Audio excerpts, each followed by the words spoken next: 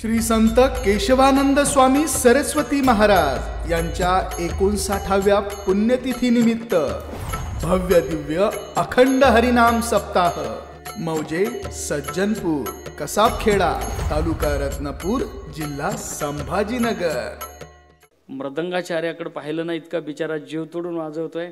मला वाटतं एखादी म्हातारी ओळून टाकावं, पण भेटानाच कोणी या सज्जनपुरात। इतका गोड वाजवतोय हा बिचारा। त्याला सुद्धा धन्यवाद देतो आमच्या ओंकार दादाला। प्रचंड मन लावून वाजवतो बिचारा। खरं सांगू का तुम्हाला, जी माणसं मन लावून साथ करतात, मन लावून जी आपली साधना आहे ती करतात ना, ती साधना श्रवण करण्यासाठी देव त्यांच्या समोर बसलेला असतो। आणि म्हणून त्यांचं वाजवलेलं, त्यांचं गायलेलं आपल्याला गोड वाटतं।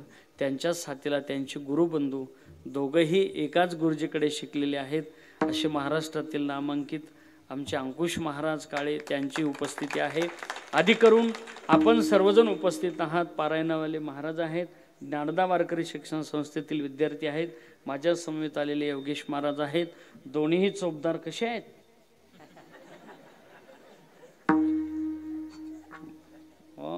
कसं नाचत तर कसे भारी होते तुम्ही। म्हातारी आहे का घरी? बस 59व्या वर्षाला सुद्धा हेच चोपदार पाहिजेत बरं का योगेश महाराज। आणि अमृत महोत्सवाला सुद्धा तुमच्या मार्गदर्शनाने हेच चोपदार मला हवे आहेत। आणि शताब्दी महोत्सवात जर मला येण्याचा योग आला ना, तर हेच चोपदार सुद्धा हवे आहेत। अरे हो म्हणा ना, तेवढं आयुष्य तुम्हाला देव देणार आहे ना, एक नाही। आणि तुम्ही सुद्धा सगळेजण हवे आहेत, याचा अर्थ तुम्हाला सुद्धा उदंड आयुष्य मिळो ही प्रभूचरणी मी प्रार्थना करेल। अभंग इतका गोड आहे ना, तुम्ही जर मन लावून कीर्तन ऐकलं ना, तर माझं कीर्तन तुम्हाला लक्षात येईल। अभंग सर्वांच्या पाठातला आहे। मी जास्त वेळ कीर्तन करणार नाही। 2-250 किलोमीटरचा प्रवास करून आलो, उगा 2-3 तास कीर्तन करतो आणि लगेच थांबतो। चिंता करू नका, मला काही काम नाही आता सकाळच्या 4 वाजेपर्यंत। म्हणूनच तर काकड्यातला अभंग मी कीर्तनासाठी घेतला। काकडा करून घरी जाऊ आता आपण। मला काही काम नाही, मी निवांत आहे आता। तुम्हाला काही काम आहे का? ओ मावशी, बचतगट झोपला काय सांगा ना, आहे का काही टेन्शन तुम्हाला आता? अजिबात नाही। आमच्या बंकट स्वामी महाराजांचा काकडा महाराष्ट्रात प्रसिद्ध आहे आणि म्हणून काकडा करून आता काही जायला हरकत नाही। पण चिंता करू नका, बरोबर 11ला कीर्तन संपेल। मी तितका डचाळलेला माणूस नाही। अर्थात विषय असा आहे, अभंग सर्वांच्या पाठातला आहे। नेम असा असतो, एक तर कीर्तनकार ओळखीचा असावा, एक तर कीर्तनकार ओळखीचा असावा। माझ्याकडे पाहि ना, एक तर कीर्तनकार ओळखीचा असावा, एक तर कीर्तनकार ओळखीचा असावा, किंवा अभंग तरी पाठातला असावा। श्रोत्यांना जर विचारलं ना दुसऱ्या दिवशी, का हो रात्री कीर्तनाला गेले होते का? मग अरे मॅच सोडून कीर्तनाला जाऊन बसलो होतो। असा काही सप्ताह झाला का आपल्या गावात कधी? अरे कधी भरला का मंडप आपल्या गावातला? पहिल्यांदाच मंडप भरतोय, जागा पुरत नाही, म्हणून तर मी पुढे जाऊन अगोदर बसतो। अगोदर मी जाऊन बसलो होतो कीर्तनात। महाराज काय ओळखीचा होता का? अरे ओळखीचा असला म्हणजेच पुढे बसतात का? ओळखीचा नसला तरी पुढे बसून कीर्तन ऐकलं पाहिजे, म्हणून तर मी पुढे होतो। बस ठीक आहे। अभंग कुठला होता महाराजांचा? तो म्हणला काही अभंग पाठ करण्यासाठी कीर्तनाला जातात का? मी म्हणलं मग कशासाठी येतो? तो म्हणला खरं सांगू का महाराज, घरी गोळी खाल्ली तरी डुकला लागत नाही आणि कीर्तनात बसले की डोळाच उघडत नाही राव, म्हणून कीर्तनात येऊन बसतो। असं जरी असलं ना, तरी सुद्धा एखाद्या वेळेला मी जरी तुमच्या पाठातला, परिचयाचा, बघण्यातला, बोलण्यातला ओळखीचा नसलो ना, तरी सुद्धा आजचा जो अंकुश महाराज अभंग आहे ना, तो मात्र मंडपात बसलेल्या सर्वांच्याच पाठातला आहे। विठाला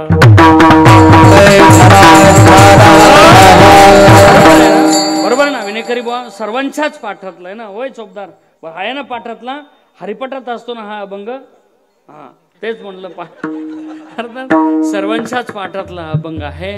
आणि म्हणून मी चुकीचा अभंग निवडणार नाही, कारण योग्याचे ध्यानी तो परमात्मा जर स्वामीजींच्या जवळ असेल ना, तर ती योग्याचं सामर्थ्य सांगण्यासाठी मला जेवढी बुद्धी स्वामीजी देतील तेवढा वेळ मी कीर्तन करण्याचा प्रयत्न करणार आहे। या गायक मंडळीचा तुम्ही जसा 2-4 दिवसापासून आनंद लुटत आहात, तसा मी सुद्धा गुरुजी आता तुमचा 2 तास आनंद लुटणार आहे। अभंग अत्यंत गोड आहे। जगद्गुरूंचे शब्द, ज्ञानोबारांचे शब्द म्हणजे तुकोन घेतले मोती जैसे, खरं सांगू का तुम्हाला, माणसाला माणसं मिळत असतात, पण मिळालेली माणसं कळणं अत्यंत महत्त्वाचं असतात. माणूस मिळत नाही असं नाही, क्षणोक्षणी आणि पावलोपावली माणसं मिळत असतात, पण मिळालेला माणूस कळण्यासाठी आणि त्याचा प्रभाव पाहण्यासाठी एखादा प्रसंग तर घडणं महत्त्वाचं आहे ना. एखादा प्रसंग, अरे योगेश भाऊंना आम्ही दररोज पाहतो, योगेश भाऊंना आम्ही दररोज ओळखतो, पण योगेश भाऊंचा काय प्रभाव आहे ते पाहण्यासाठी आम्हाला सज्जनपूरला तर येण्याचा प्रसंग आला पाहिजे ना, की काय प्रभाव आहे बुवा सज्जनपुरात योगेश भाऊंचा. तो इथं आल्यानंतर कळतोय की प्रभाव खूप आहे, म्हणून तर मंडपात जागा नाही. प्रसंग तर घडणं महत्त्वाचं आहे ना. मृदंगाचार्य खूप गोड पखवाज वाजवतात, मृदंगाचार्याला जगात तोड नाही, इतका सुंदर मृदंग वाजवतात, पण वाजवण्याचा कधीतरी प्रसंग आला पाहिजे ना. कधीतरी त्यांना सुद्धा अशा गायकाच्या चालीला वाजवण्याचा प्रसंग आला पाहिजे ना. नाहीतर कधी कधी पखवाजा खूप चांगला असतो आणि त्याच्या शेजारचा चाल म्हणणारा मात्र उग कुंकड तरी असतो. एक जण म्हातारं पखवाजाच्या शेजारी बसलं बरं का, ओंकार गुरुजी, आणि ते तुम्ही पखवाज लावताना ते असं मान करायचं. ते पखवाजा जरा नवीन होता तुमच्या म्हणजे हा नाही बरं दुसरा सांगतोय, तो जरा नवीन होता. ते पखवाजाने अशी हातोडी हाणली ते म्हातारं असं करायचं. त्या पखवाजाला नवीन मला वाटायचं बिघडलंय काय की ते असं हाणायचं, असं हाणता हाणता परत म्हातारं असं करायचं. त्या पखवाजाला वाटायचं आणखी बिघडलंय काय की आणखी ठोका टाकायचं. त्या पखवाजाला आला राग, ते जरा बीड जिल्ह्यातला असावा बहुतेक, त्याला असा राग आला, तो मला दरबार पखवाजा जेव्हा म्हणला ते धर म्हणल्यानंतर ते म्हातारा म्हणलं मला काही पक्वाज वाजवता येत नाही, मला लावता सुद्धा येत नाही. मग लावता येत नाही मग मान का हलवितो, तो मला हलवीत नाही, मान हलती म्हणला आपली. लय खतरनाक आहे काही काही काम, अर्थात फार विचित्र काम आहे. एक जणाला भवानी शंकरचा मृदंग ऐकवला बरं का ओंकार गुरुजी. आता कसला त्यांचा तुफान मृदंग आहे ना. त्यांचा असा पखवाज ऐकल्यानंतर त्याला, मी गावाकडचा माणूस होता, त्याला म्हणलं कसं काय वाटलं तुला पखवाज. ते म्हणलं बरं आहे पण दादरा जमलाच नाही त्यांना होता बघा. ते म्हणजे कसं होतं माहिती का, दादाडांग तकडांग ते मग हलगेवालं होतं. ते खतरनाक काम आहे महाराज, ह्यांच्या नादीत लागायचं नाही. खरं सांगू का तुम्हाला, जे नियतीने आपल्याला काम दिलंय ना ते काम आपण प्रामाणिक करा. मला जर शिक्षणाचं काम दिलं असेल, मला जर वर्गात विद्यार्थ्यांना शिकवण्याचं काम दिलं असेल ना, मी इतकं मन लावून शिकवलं पाहिजे विद्यार्थ्यांना, इतकं मन लावून शिकवलं पाहिजे. खरं सांगू का तुम्हाला, जे मंडळी शिक्षक असेल ना त्यांच्यासाठी बोलतो. मी सुद्धा एखाद्या वेळेला शिक्षक असेल कदाचित म्हणून बोलू शकतो. खरं सांगू का, एखाद्या वेळेला लोकाच्या विद्यार्थ्यांना, लोकाच्या मुलाला आपण जर मन लावून शिकवलं ना, रिटर्न गिफ्ट म्हणून तो परमात्मा आपल्या मुलांना अधिकारी बनवत असतो.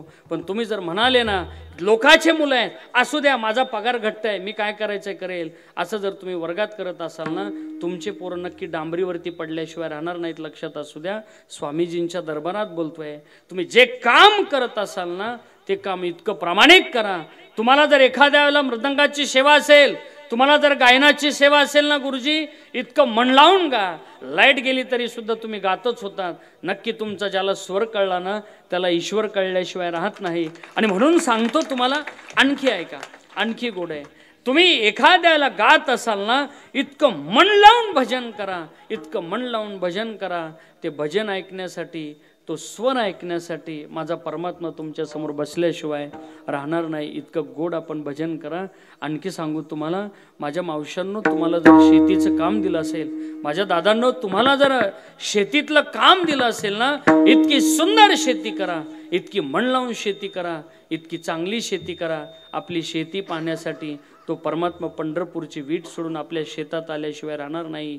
पंढरपूरच्या अलीकडे आरण नावाचं एक गाव आहे. त्या आरणचं म्हातारा असं खतरनाक होतं गुरुजी, त्या म्हाताऱ्याने कधी पंढरपूरला गेला नाही, पण त्या म्हाताऱ्याची शेती पाहण्यासाठी तो पंढरपूरचा पांडुरंग आरणला आल्याशिवाय राहिला नाही.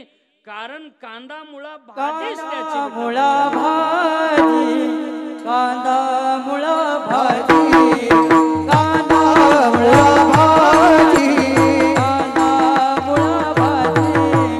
अवघी विठाई माझी, अवघी विठाई माझी, अवघी विठाई माझी, अवघी विठाई माझी. कांदा मुळा भाजी, कांदा मुळा भाजी, कांदा मुळा भाजी, कांदा मुळा भाजी. अवघी विठाई माझी, जय हो माझी, अवघी विठाई माझी, अवघी विठाई माझी. लसूण मिरची लसूण मिरची कोथिंबिरी अवघा झाला माझा हरी अवघा झाला माझा हरी कांदा मुळा भाजी कांदा मुळा भाजी कांदा मुळा भाजी कांदा मुळा भाजी अवघी मिठाई माझी अवघी मिठाई माझी अवघी मिठाई माझी माझी अवघी मिठाई माझी अवघी मिठाई माझी अवघी मिठाई माझी। एक दिवस तो परमात्मा तुमची शेती पाहण्याशिवाय आल्याशिवाय राहणार नाही। तुम्हाला जर एखाद्याला नियतीने वैद्यकीय क्षेत्रातलं काम दिलं असेल ना, तुम्ही इतकं मन लावून पेशंटला तपासा, तुमचा दवाखान्यात आलेला पेशंट दैवत मानून तपासा, इतकं मन लावून पेशंटला तपासा, तुमच्या दवाखान्याचा 4था मजला चढला तरी पेशंटचं राहिलंच नाही पाहिजे असं पेशंटला तपासा, बरोबर आहे ना? असं जर पेशंटला तपासलं तर काय होईल काय जाणे देवालाच माहीत। या कोरोनाच्या काळात डॉक्टर लोकांनी फार मजा केली, काय काय इथली सोडून सांगतो, आमच्याकडे ज्या सांगतो भाऊ फार कठीण लिहिलं आहे हे। इतकं धन कमवलं ना डॉक्टरांनी, बापरे। पण त्या तशा टायमाला आपलं छातीत चमकलं तरी वाटायचं कोरोनात झाला काय की, ताप आले तरी वाटायचं कोरोनात झाला काय की, खोकला लागला तरी वाटायचं गुरुजींनी तर गरम पाण्याची बाटलीच आणली त्याच्यामुळे, अर्थात काही झालं तरी वाटायचं काहीतरी होतंय काय की। अजिबात काही होत नाही, आपण फक्त विश्वास ठेवा, भाव धरितया तारील पाषाण। पण एक सांगू तुम्हाला, आपण किती धन धन धन धन करा, एक दिवस आपलं निधन होणार आहे हे मात्र आपल्या लक्षात असू द्या। म्हणून आपल्या धनातला वाटा थोडा तरी गरिबाच्या वाट्याला येऊ द्या, आपल्या धनातला वाटा थोडा तरी आपण लोकांच्या कामी येऊ द्या। खरं सांगू तुम्हाला, एखाद्या वेळेला आपल्या गल्लीतला मुलगा जर हुशार असेल आणि त्याला अभ्यास करण्यासाठी वह्या पुस्तकाची कमतरता असेल ना, सप्त्याची पटी एखाद्या वेळेला तुम्ही नाही दिली तरी चालेल, अर्थ चुकीचा काढू नका। पण तुमच्या वर्गातला तुमच्या गल्लीतला मुलगा जर शाळेत हुशार असेल, तुम्ही त्याच्यासाठी वह्या पुस्तकं पुरवा, तुमचा सप्त्यातल्या पट्टी दिल्याचा आनंद तुम्हाला मिळल्याशिवाय राहणार नाही। खरं सांगू, पुढे दिवाळीचा सण आहे, ऐकताय ना आपण सर्वजण, पुढे दिवाळीचा सण आहे। दिवाळीच्या सणाला आपल्या घरावरती नक्की दिवे असलेच पाहिजेत। मला वाटतं या गल्लीमध्ये आजच दिवाळी आहे, कारण विठोबाचे राज्य आम्हा नित्य दिवाळी। घरावरती दिवाळी दिवे नक्की असू द्या, दिवे असलेच पाहिजेत घरामध्ये, दिव्याचा तो सण आहे।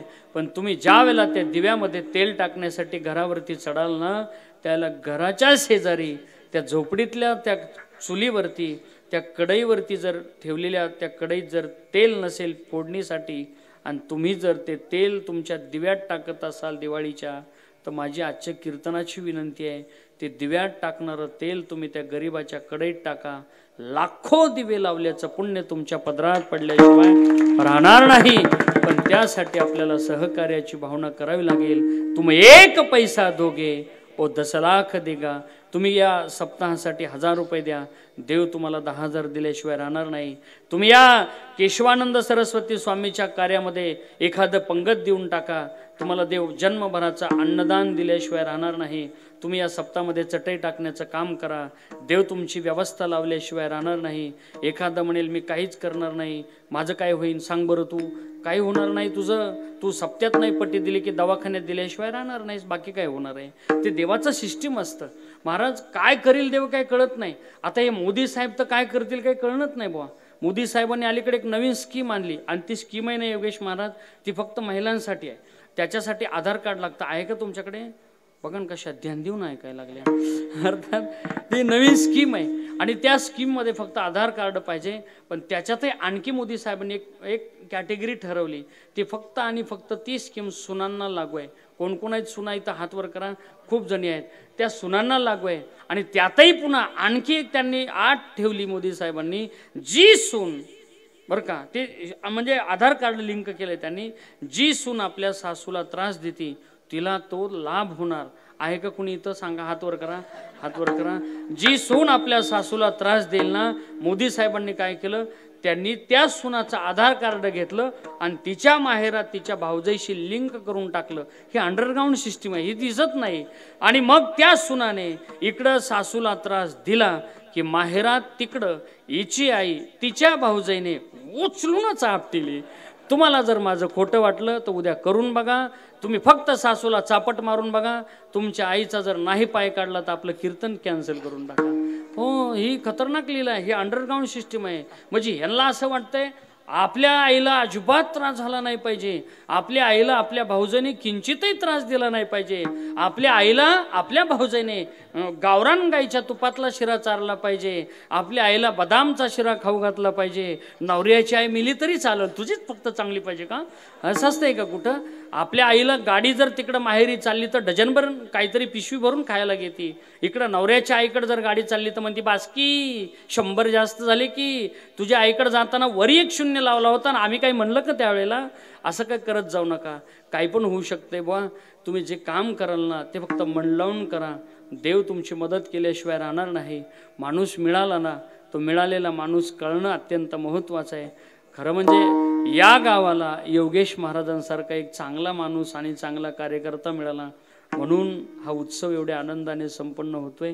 माणसं मिळत असतात हो, पण मिळालेली व्यक्ती कळणं अत्यंत महत्त्वाचं आहे. मला खरं सांगा, देव मिळावा का कळावा? ए पोरा इकडे बघ, ए पोरा, अरे मी तुझ्यापेक्षा मोठाले पोरं सांभाळतो वर्गात, तू तर लहान आहे, माझ्याकडे पाय ना. हो, परवा एक जणाचा बाप असा पेढे घेऊन आला, म्हणला महाराज घ्या पेढे. म्हणलं रामभाऊ कशाचे पेढे? अहो घ्या, पोरगा 5 झाला, घ्या पेढे. मी म्हणलं किती आहेत मार्क? तो म्हणला 35. म्हणलं का पागल आहेस का तू? 35ला कुठं पेढे असतात का? तो म्हणला घ्या, गेल्या वर्षी तर 32च होते. मी म्हणलं दी बाबा, आता करतो काय? लय कठीण काम आहे हे. पोरायचं नादच खोळाय ओंकार महाराज. एक पोरगा असं होतं बरं का, असा कार्यकर्ता होता. तो म्हणला हे बघ 3दा नापास झालो 10वीला, आता 4थी वेळे, आता नापास झालो तर बाप माझा फाशीच देईन मला. त्याच्यापेक्षा तू काय कर, तुझा निकाल पहा आणि माझा निकाल काय लागतोय, मी इथूनच उभा राहतो, तू मला सांग. पण त्याच्यातही त्यांनी लँग्वेज भाषा ठरवली बरं का गुरुजी.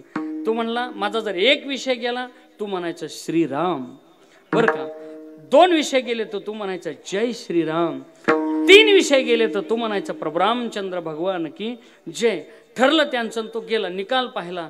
निकाल पाहिल्यानंतर तो आला आणि त्याने असं खुणविलं, काय झालं काय झालं म्हटल्यानंतर तो म्हणला बोला पुंडली कवर. कळलं ना तुम्हाला? बोला पुंडली म्हणजे आउटच झाला म्हणून. असले गधे काय काय सांभाळावं लागतात भाऊ. विठाला देव जर मिळाला ना, देव मिळाला होता आमच्या नामदेव महाराजांना, गणपत बाबा देव मिळाला. पण मिळालेला देव नामदेव महाराजांना कळाला होता का? बोला पटपट बोला, झाला आपलं कीर्तन, 2-3 तास राहिला आता. बोला, नामदेव महाराजांना देव मिळालेला कळाला होता का? चोपदार होय चोपदार, कळाला होता का? कळाला होता का? काय देव अर्थात देव कळाला जर असताना नामदेव महाराजांना, तर मला असं वाटतं त्यांना ज्या वेळेला संत मांदियाळीमध्ये गोरोबा काकांनी सांगितलं, अरे नाम्या कच्चा आहे तू. नामदेवराय देवाकडे पळत आले आणि म्हणले, देवा खरंच सांग. ते म्हातारा म्हणाला मी कच्चा आहे, मी खरंच कच्चा आहे का रे? देव म्हणला खरं सांगू का नाम्या? खरं बोललं तर सख्या माईला सुद्धा राग आहे का तुमच्या गावात? ही बोला बोला ओ मावशी बोला, आहे का ही मन तुमच्या गावात? खरं बोललं तर सख्या माईला बोला बोला आहे का? काय बरं याच्यात? काहीच नाही. लहान पोरग त्याच्या आईच्या बोटाला धरून कीर्तनाकडे येऊ लागलं होतं आणि कीर्तनाकडे येत असताना एका शेजारच्या बाईने योगेश बाबा विचारलं, ए पोरा ही कोण आहे तुझी? तो म्हणला ही. आता त्या पोराला वाटलं ही दररोज पाहिल्याच्याला माझ्या घरी हजर असते आणि मला विचारते ही कोण आहे तुझी? ते पोरग तिचंच होतं. तो म्हणला ही माझ्या बापाची बायको. त्याच्या माईनी तर बरं का अशी थोबाडीतच लावली, इतक्या हळूच नाही, जोरात मारली जरा. तुमचा काय मावस भाव होता का तो? अर्थात अशी जोरात वाजवली आणि जोरात वाजवल्यानंतर तो पोरगा म्हणला, मम्मी का ग मला मारलंस? मी काय चुकीचं बोललो? ती म्हणली, ए पागल, असं बोलतात का रे? माझ्या बापाची बायको म्हणजे काय झाला अर्थ त्याचा? तू म्हणला, अगं मम्मी जरा डोकं लाव ना, तूच मला काय विचारतेस? माझ्या बापाची बायको म्हणजे काय? त्याची माय म्हणली, तुझ्या बापाची बायको म्हणजे मी तुझी आईच. आणि तेव्हापासूनच मन पडली, खरं बोललं की सख्या माईला, बाकी काही नाही, लय डोकं लावू नका याच्यात. तो म्हणला, खरं सांगू का देवा? खरं बोल. देव म्हणले नाम्या खरं बोललं सख्या माईला राग येतो, अजून तू कच्चाच आहेस, तुला ओळखायचं का, मी सर्व ठिकाणी व्यापक आहे, ही अनुभूती अजून तुला नाही.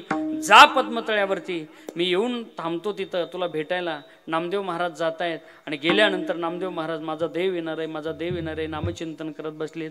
आणि तेवढ्यामध्ये देव रुक्मिणीकडे गेला, स्वतः गारुडी झाला बरं का गुरुजी देव. आणि गारुडी झाल्यानंतर आता रुक्मिणीला कोण व्हावं लागलं, गारुडीन व्हावं लागलं. एका मिनिटात रुक्मिणीला सांगितलं, रुक्मिणी मी गारुडी झालोय, तू गारुडीन हो. ती एका मिनिटात तयार झाली. आता ह्या रुक्मिण्यांचं लय अवघड आहे. या रुक्मिण्या म्हणजे टेम्पो विकून शॅम्पू घेते, ह्यांचा नादच खोळा आहे. अर्थात तिने हो टेम्पो विकून शॅम्पू आहेत बाबा केसाईसाठी, यांच्या कठीण काम आहे. अर्थात तिने लगेच तयार झाली. आता त्या गारुड्याचे तारंबळ अशी असते, 2-4 गाडवं असतात, वर त्याच्यावरती बाज असते, एकूण कोंबड्या असतात, एकूण शेळ्या असतात, मधी शेंबडे पोरं असतात, मागे चिपडी बायको असते, लई तारंबळ त्यांची. तो असा निघाला देव. निघाल्यानंतर नामदेव महाराज असं बसले होते ध्यानस्थ. आणि बसल्यानंतर संतोष महाराज नामदेव महाराजांनी देवाला पाहिलं.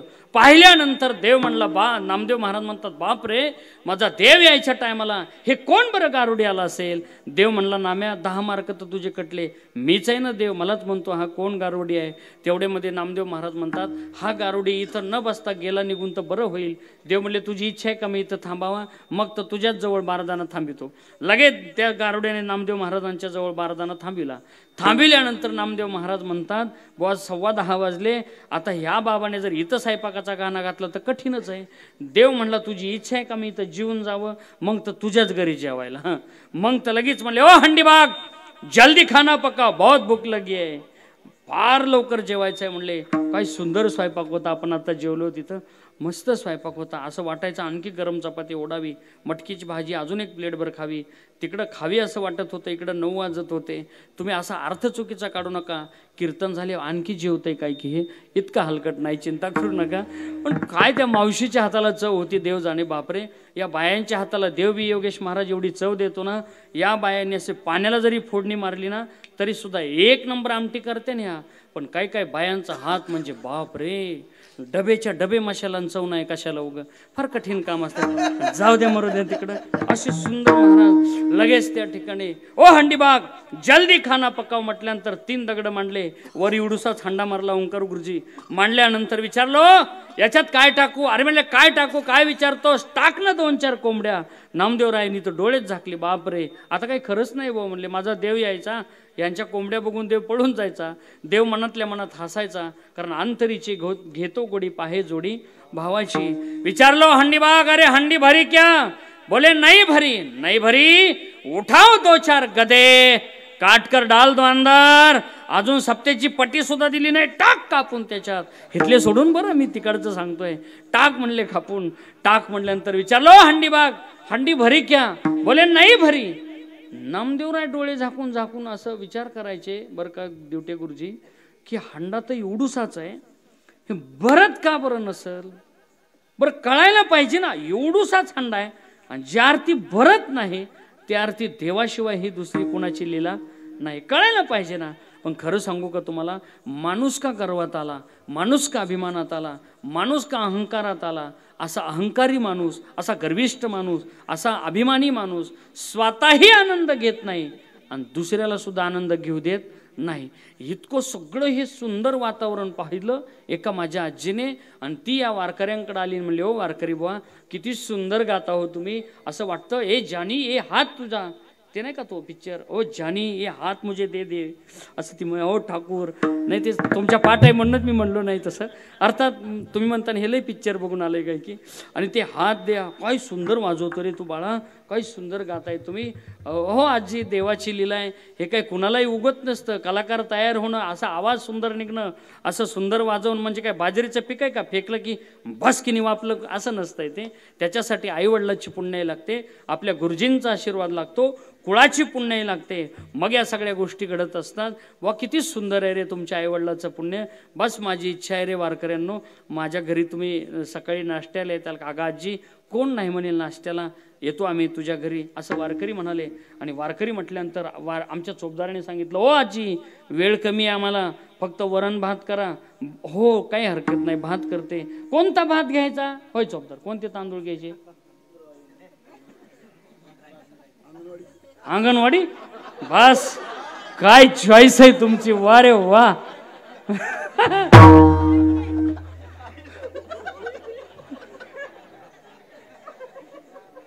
अंगणवाडी जिंदाबाद आहे तो. बरं घेतली अंगणवाडी असं करू धरा. आपण हे पुण्याहून आलेत ना माणसं, ह्यांचाही विचार करावा लागेल ना आपल्याला. कोणते घ्यायचे गुरुजी तांदूळ? होय उद्धव गुरुजी कोणते घ्यायचे? मोदी सरकार. इंद्रायणी घ्या म्हणले. बरं ठीक आहे बुवा, इंद्रायणी घेतले. ती आजी म्हणली पोराव काय हरकत नाही, मी इंद्रायणी तांदूळ आणते. दुकानात गेली बिचारी, इंद्रायणी तांदूळ आणले. असा सुंदर भात केला. काजू टाकले, मनुके टाकले, पिस्ते टाकले, बदाम टाकले. तोंडाला पाणी सुटू देऊ नका. इतका एक नंबर भात आजीने तयार करत आला. भात असा शिजत होता. वरण असं सुंदर झालं होतं. वरणालाही फोडणी दिली होती. गावरान साजूक तुपही होतं. सगळा भात शिजत आला होता. पण त्या आजीच्या डोक्यात आलं, बापरे म्हणी, मी इतका सुंदर भात केलाय, हे सगळे वारकरी खूप चांगले आहेत. मी गंगासागरला गेले होते आणि तिथली वाळू आणली, ती उडीच टाकायची राहिली, भातात नाही तर सगळं टाकलं. आणि त्या आजीने काय केली योगेश गुरुजी, ती अशी वाळू अशी सुंदर धुतली आणि अशी चिमुटभर प्रसाद गंगासागरचा म्हणून दिला भातात टाकून. आता भातात टाकल्यानंतर भात असा शिजत होता. खमग असा मंडपात वास सुटत होता. कुणी म्हणायचं आजी अगं उरकणं पटकन, एवढा वेळ असतंय का भात वाढायला? तर आजी म्हणायची अरे थांबा पोरांनो, वय झालंय आता, देते मी, चिंता अगं पटकन दे. किती खमंग वास येतो का आजी त्या भाताचा. बिचाऱ्या आजीने असा पत्रवाळ्यावरती भात वाढला. वाढल्यानंतर तो पटकन चोपदाराला मिळाला. मिळाल्यानंतर या चोपदाराने उचलला गोळा असा बिगर तिकीट गंगासागर. मिळत लागला नाही. खरं सांगा भात खाताना कांकूस बा तुम्ही? अरे भात खातान का नाही?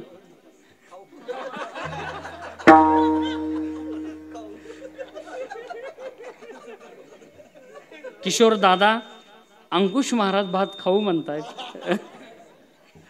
तुम्ही खाता ना ओंकार महाराज? का खाणार नाहीत भात? अहो इतका सुंदर भात केला ना, तुम्ही खाणार नाही? का खाणार नाहीत?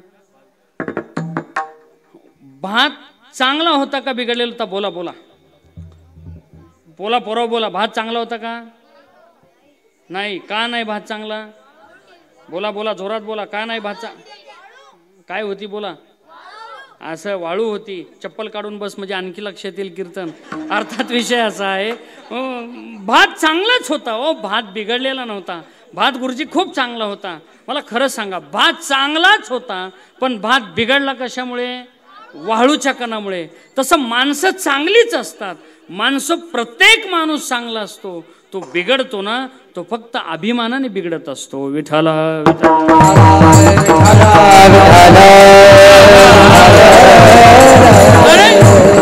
एवढूसा छंडा भरत का बरं नसेल असं नामदेव महाराजांना वाटलं.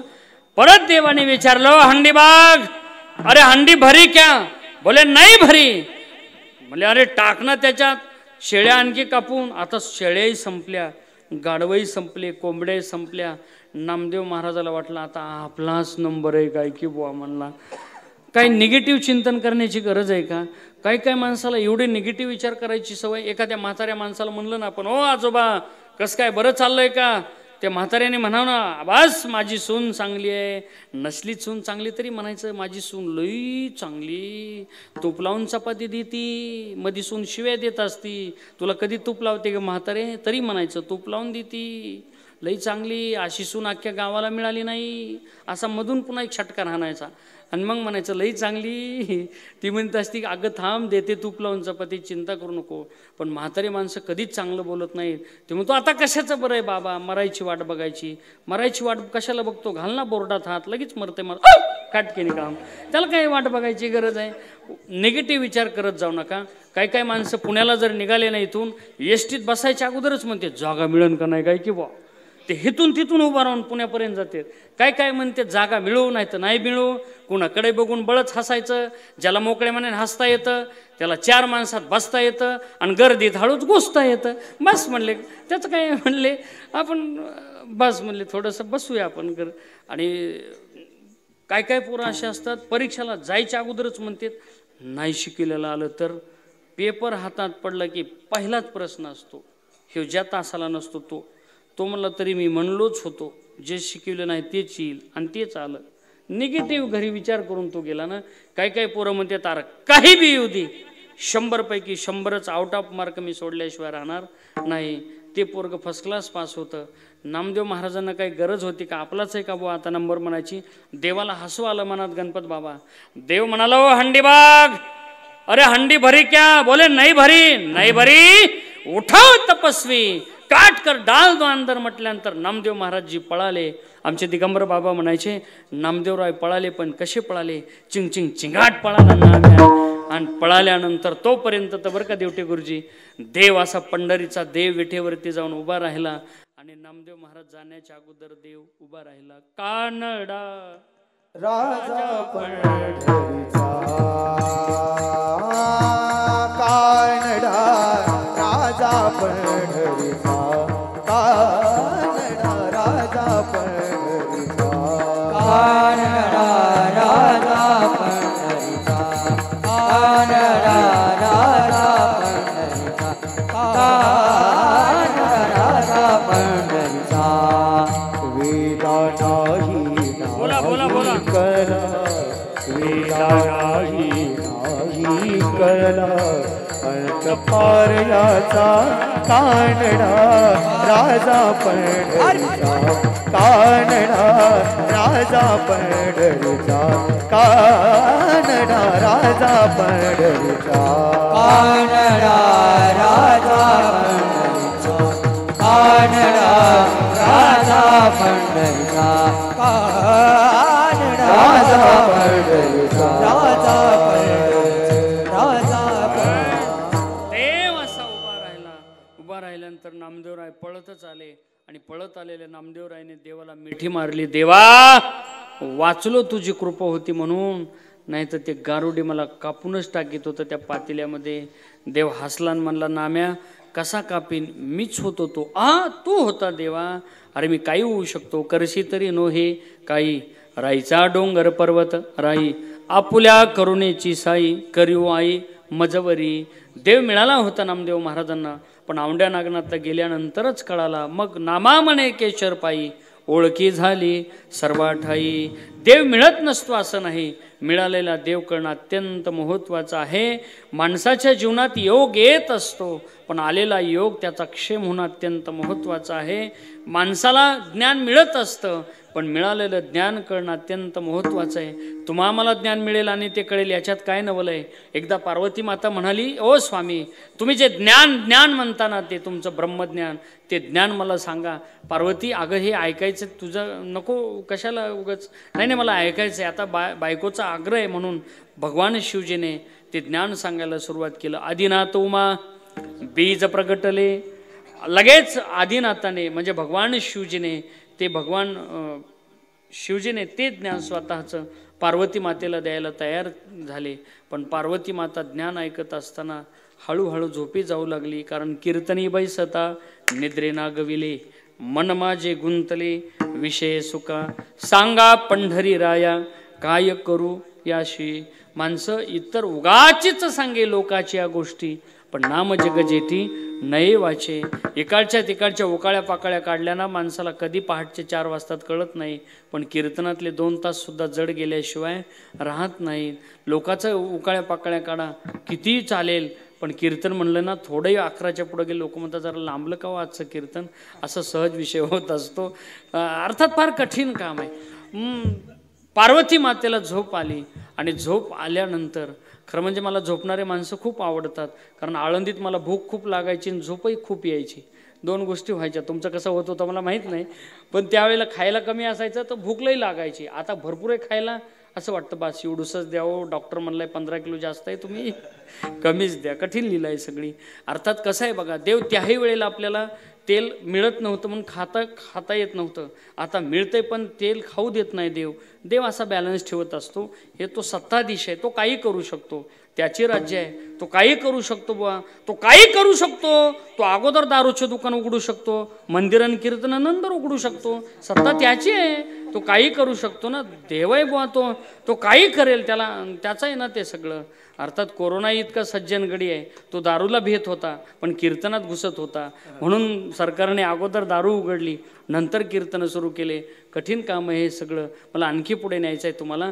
पार्वतीला झोप लागली. म्हणून तर भगवान विष्णूला असं वाटलं हा बाबा कधीच ज्ञान सांगत नाही, हे जर सांगत असेल ना तर आपण मात्र ऐकलं पाहिजे. म्हणून माशाच्या पोटात जाऊन ओंकारा द्यायला तयार झाले. आणि ओंकारा कोण देत आहे म्हणून तिसरा डोळा उघडला.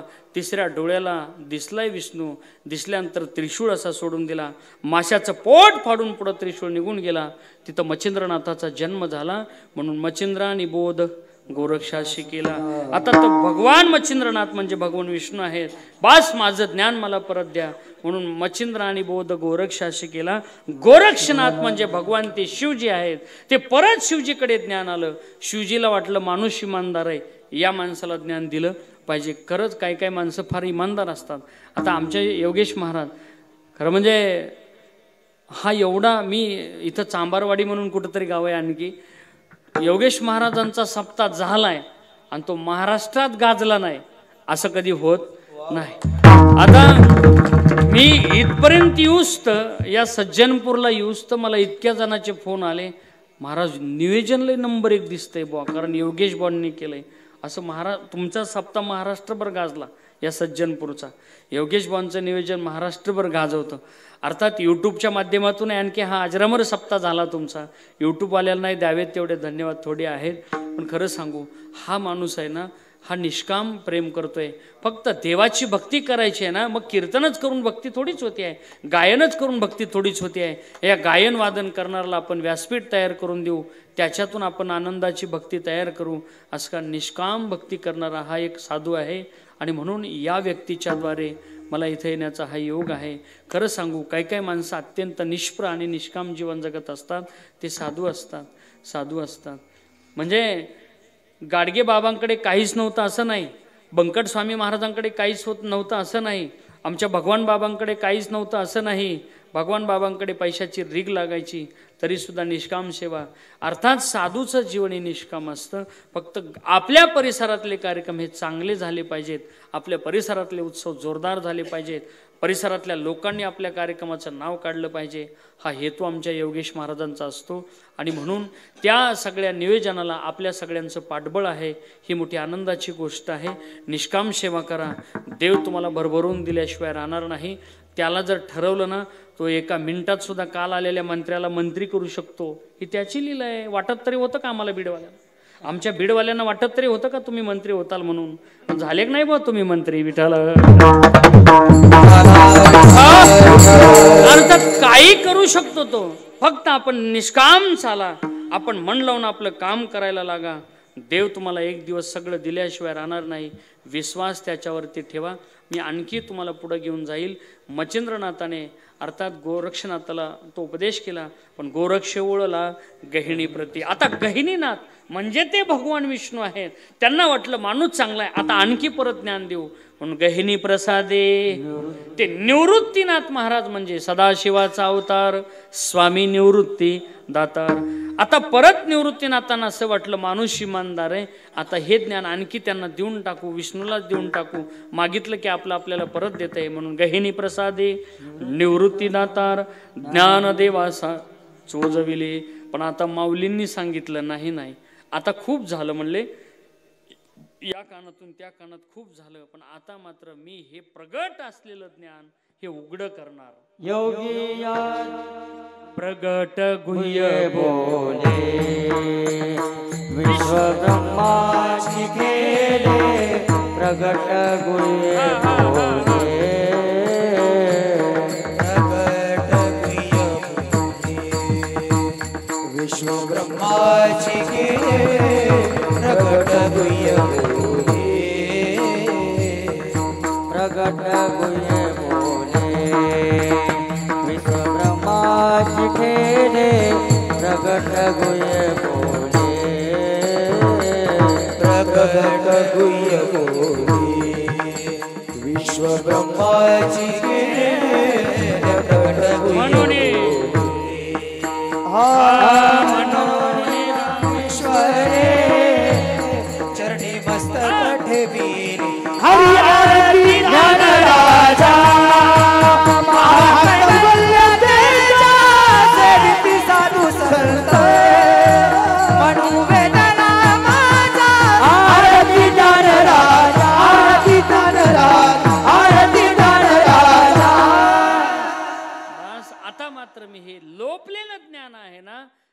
मात्र प्रगट करणार म्हणून ते ज्ञान जोग महाराजांना दिलं. आणि जोग महाराजांनी बंकट स्वामी महाराज, लक्ष्मण महाराज इगतपुरीकर, मारुतीबुवा गुरव आणि मामासाहेबांना दिलं. आणि या 4 खांबाच्या द्वारे ते ज्ञान सज्जनपुरापर्यंत आलं. याला ही ज्ञानाची परंपरा म्हणायची. ज्ञानोबराय म्हणले, महाविष्णूचा अवतार जरी मी असलो ना तरी सुद्धा ज्ञानोबराय म्हणतात, अरे खरं सांगू का बाई तुला. ज्ञानोबराय स्वतःच्या मैत्रिणीला बोलतात. माणूस जवळची गोष्ट अर्थात महत्वाची गोष्ट तो मित्राला किंवा मैत्रिणीला सांगत असतो. ज्ञानोबराय सुद्धा आपल्या मैत्रिणीला सांगतात, अगं बाई मी जो देव पाहिला ना तो सामान्य नाही, योग्यांना दुर्लभ तो म्या देखिला साजनी योगिया दुर्लभ तो म्या देखिला साजनी योगिया दुर्लभ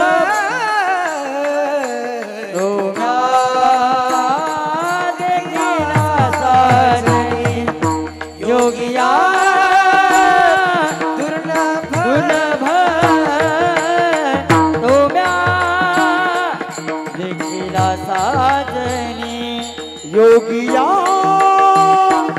दुर्लभ तो म्या देखिला साजनी योगिया दुर्लभ तो म्या देखिला साजनी योगिया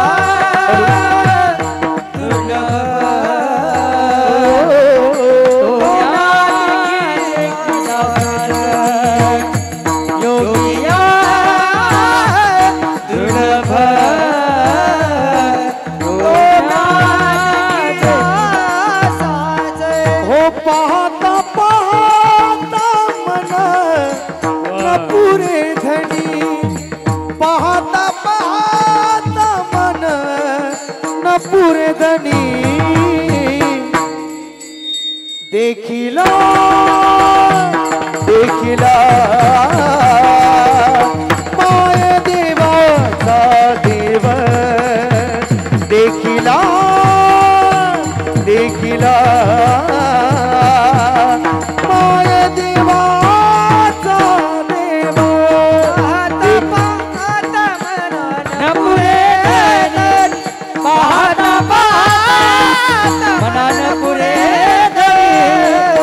देखिला देखिला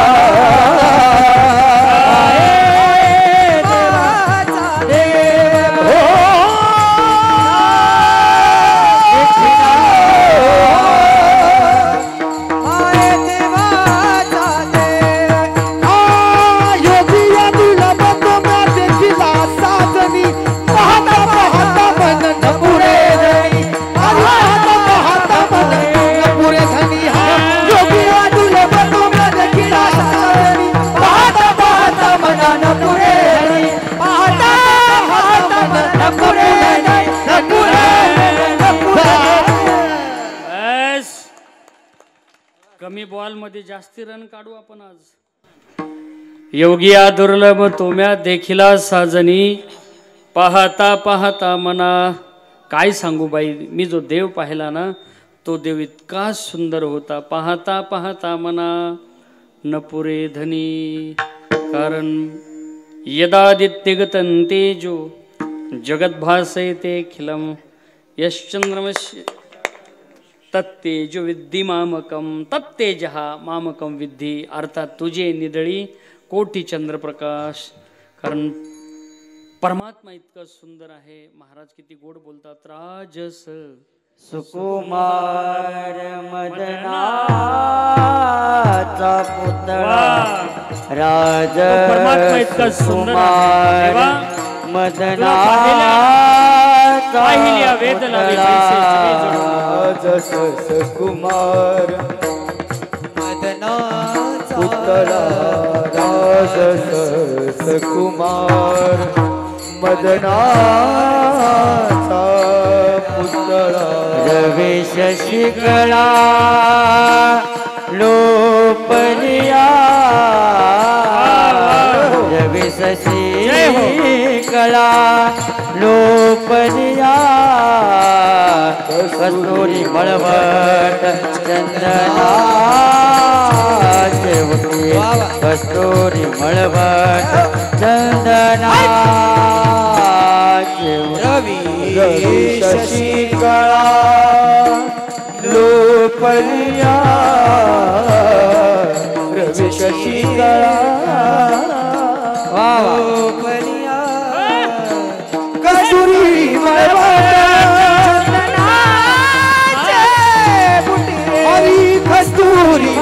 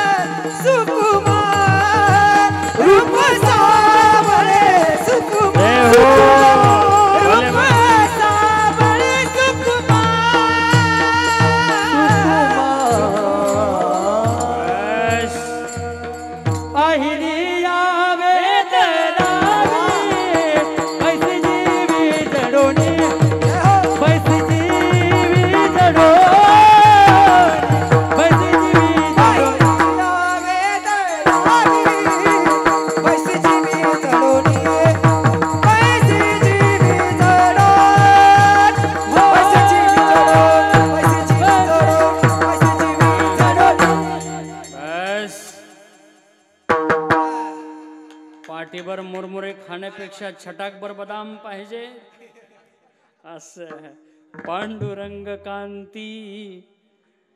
श्री संत केशवानंद स्वामी सरस्वती महाराज यांच्या 59व्या पुण्यतिथीनिमित्त भव्य दिव्य अखंड हरिनाम सप्ताह मौजे सज्जनपूर कसाबखेडा तालुका रत्नापूर जिल्हा संभाजीनगर.